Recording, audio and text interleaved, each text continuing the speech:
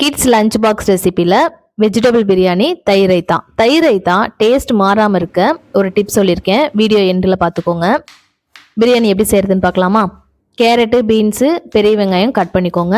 குக்கரில் எண்ணெய் ஊற்றிக்கோங்க. பட்டை, கிராம்பு, ஏலக்காய், பிரியாணி இலை, கல்பாசி போட்டுக்கோங்க. பெரிய வெங்காயம் போட்டுட்டு வெங்காயம் நல்லா கலர் சேஞ்ச் ஆனதுக்கப்புறம் பச்சை மிளகாய், இஞ்சி பூண்டு பேஸ்ட் போட்டுக்கோங்க. தக்காளி போட்டுட்டு தக்காளி நல்லா வதங்கினதுக்கப்புறம் புதினா, கொத்தமல்லி போட்டுக்கோங்க.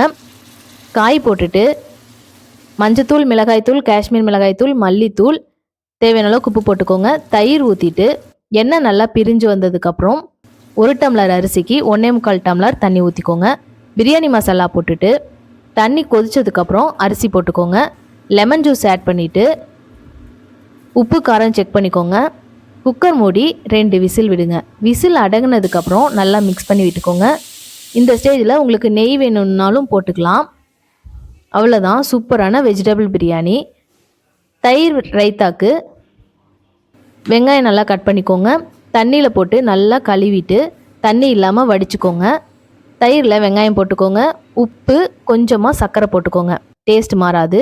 சூப்பரான தயிர் ரைத்தா. இந்த மாதிரி ரெசிபிக்கு நம்ம சேனலை ஃபாலோ பண்ணுங்கள், சப்ஸ்கிரைப் பண்ணுங்கள். கிட்ஸ் லஞ்ச் பாக்ஸ் ரெசிபிக்கு உங்களுக்கு என்ன ரெசிபி வேணுங்கிறதுல கமெண்ட்டில் சொல்லிடுங்க. பாய்.